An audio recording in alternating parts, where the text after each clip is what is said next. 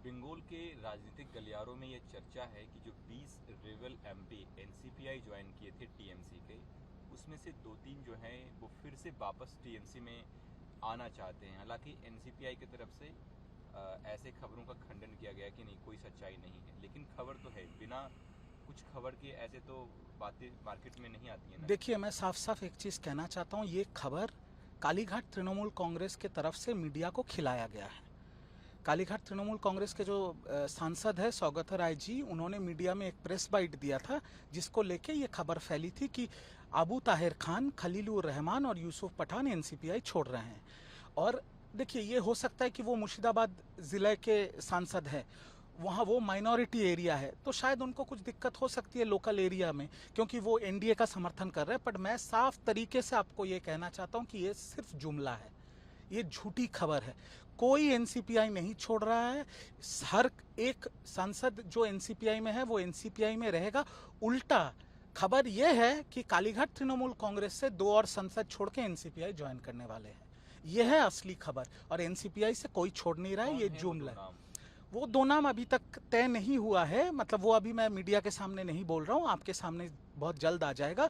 2 और लोकसभा के सांसद एनसीपीआई जुड़ सकते हैं, पर एनसीपीआई से कोई छोड़ के तृणमूल में नहीं आ रहा है। ये पूरा जुमला है, झूठी खबर फैलाई गई है। अगर एनसीपीआई में टूट की खबर अगर सच निकली, तब तो फिर एंटी डिफेक्शन लॉ लग जाएगा एनसीपीआई के में जो एमपी गए हैं उधर। एंटी डिफेक्शन लॉ लगने का बात ही नहीं है यहाँ पर, क्योंकि आपके 2/3 मेजॉरिटी के जो सांसद हैं, 28 में से 20 सांसद एक नया पार्टी ज्वाइन कर लिया है, तो यहाँ पर एंटी डिफेक्शन लॉ कहाँ से लग सकता है? टीएमसी की जो कालीघाट टीएमसी के वो लोग तो कह रहे हैं कि लोकसभा में जब ये स्पीच देते हैं तो एआईटीसी लिखा के आता है, एनसीपीआई तो देखिए, आता नहीं है। कालीघाट तृणमूल कांग्रेस के तरफ से लोकसभा के लीडर अभिषेक बनर्जी जी ने चिट्ठी लिखा है माननीय स्पीकर महोदय ओम बिरला जी को।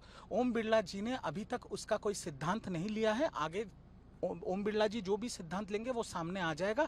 पर जितना मुझे पता है, अगर 2/3 सांसद एक दूसरा पार्टी में ज्वाइन कर लेते हैं तो एंटी डिफेक्शन लॉ लागू नहीं होता है।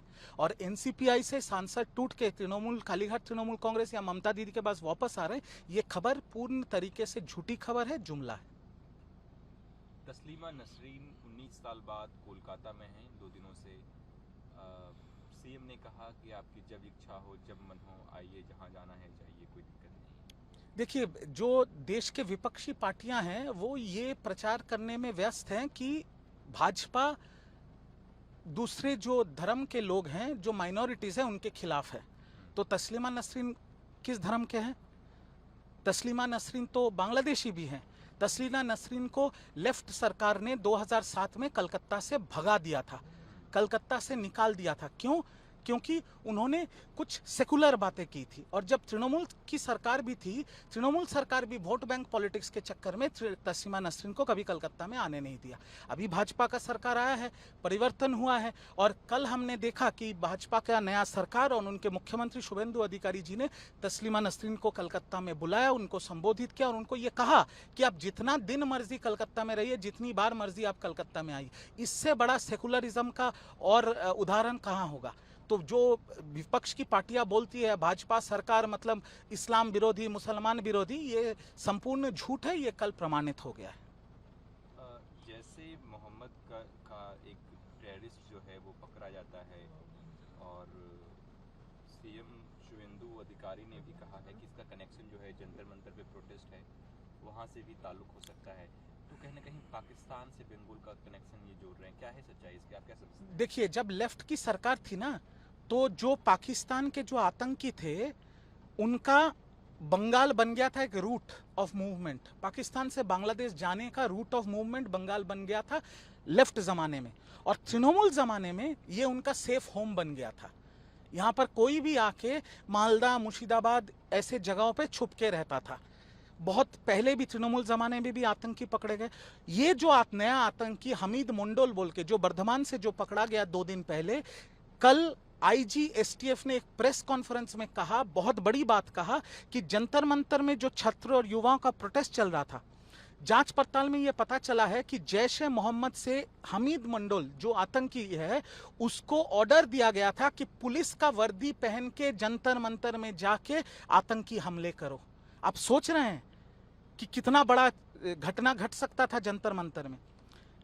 अभी भी अगर देश के कोई लोग सोच रहा है कि सरकार ने आंदोलन में जो आंदोलन कर रहे थे उनकी सारी बातें मान ली, सारी जो उनकी टर्म्स एंड कंडीशंस थे उनको मान लिया, धर्मेंद्र प्रधान जी ने इस्तीफा दे दिया सिर्फ उनके प्रेशर में, मुझे लगता है वो गलत सोच रहे हैं। इसके पीछे बहुत और कहानियां हैं।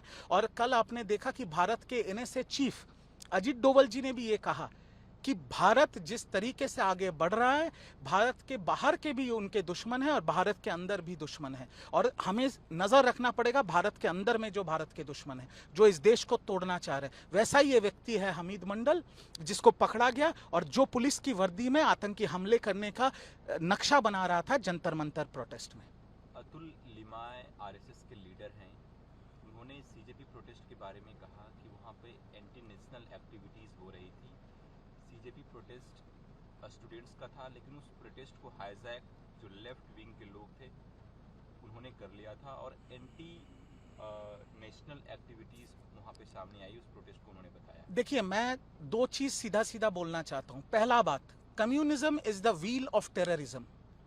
ये जो लोग हैं जो खुद को कम्युनिस्ट बोलते हैं, अल्ट्रा लेफ्ट बोलते हैं, आप मेरे को एक चीज बताइए तो, Kashmir is an integral part of India. Jantar Mantar में छात्र और युवा आंदोलन कर रहे हैं नीट पेपर लीक को, वहां पर आजादी का स्लोगन क्यों होगा? कश्मीर मांगे आजादी, ये तो एंटी नेशनल स्लोगन हो गया। ये जो अल्ट्रा लेफ्ट है, एक चीज याद रखिएगा, हर कम्युनिस्ट माओवादी या आतंकी नहीं होता, पर हर माओवादी कम्युनिस्ट होता है। इन लोगों, ये जो लेफ्ट और अल्ट्रा लेफ्ट है, इनका काम है देश को टुकड़े करना, देश को बांटना, देश में रह के, देश में खा के, देश में बड़े होके, देश में अपने बच्चों को पाल के देश के खिलाफ आंदोलन करना। और ये तो तस्वीरें अभी सामने आ रहे हैं कि जो इस आंदोलन के मुखिया थे उनके साथ शर्जील इमाम, उमर खालिद के तस्वीरें तो अभी वायरल हो रहे हैं। आंदोलन था पेपर लीक के खिलाफ, आंदोलन था देश के भविष्य को सुरक्षित करना, उस पर पूर्ण समर्थन है।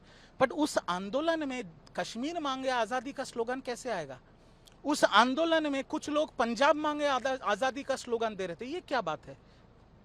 पंजाब, कश्मीर ये देश का हिस्सा है। जो लोग ऐसे स्लोगन देते हैं वो इस देश का हिस्सा नहीं हो सकते, वो राष्ट्र विरोधी लोग हैं। और ये लोग हर जगह पहुंच जाते हैं। मोदी जी ने कहा था ना, आंदोलनजीवी, ऐसे आंदोलनजीवी घूम रहे हैं रोड पे, ढूंढ रहे हैं कि नया नया कोई तमाशा मिले, नया नया कोई इशू मिले और इसको लेके इस देश को तोड़ने का नया नया प्रक्रिया ये शुरू कर सके। ठीक है sir, Samik Bhattacharya Bengal BJP president ने कहा कि एक्सटॉर्शन बंगाल से पूरी तरीके से खत्म कर पाना मुश्किल है। देखिए, प्रदेश अध्यक्ष भाजपा के समीक भट्टाचार्य जी ने जो बात कही है वो सार्वजनिक मंच से उन्होंने कहा है। और हाँ, ये सच है, उनके पास खबर पहुंच गया है कि लोअर लेवल पे एक्सटॉर्शन चल रहा है, तोलाबाजी हो रहा है, कटमनी हो रहा है। पर मैं ये मानता हूं कि ये पार्टी के सीनियर लीडर्स का कोई ऑर्डर नहीं है। ये जो एकदम लोअर लेवल कैडर्स हैं, और खासकर 4 मई के बाद जो लोग खुद के ऊपर भगवा गुलाल लगा के बीजेपी बन गए हैं, वो लोग कभी मुख्यमंत्री का नाम लेके, कभी समीक्षा का नाम लेके, कभी लोकल एमएलए का नाम लेके, कभी लोकल लीडर का नाम लेके ये गंदगी कर रहे हैं।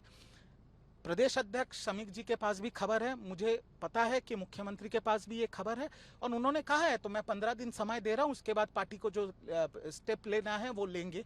तो हम आशा करते हैं कि बीजेपी जैसा एक ऑर्गेनाइज्ड पार्टी इस पे रोक लगाएगी और इस पे कड़ी से कड़ी व्यवस्था लेगी, क्योंकि बंगाल की जनता ने परिवर्तन लाया था बंगाल में इसी कटमनी, इसी तोलाबाजी और इसी एक्सटॉर्शन कल्चर के खिलाफ, और वही फिर से अगर दोहराएगा तो बंगाल की जनता तो सब देख रही है। मुझे विश्वास है कि ये चेंज हो जाएगा या बंद हो जाएगा आने वाले दिन में। ठीक।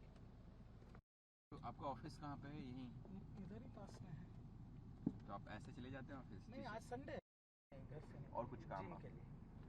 अच्छा, मैरियट में जाते हैं ना? हाँ, बताया था। इसीलिए ये पास है, उधर तो नहीं कर सकते बेटा।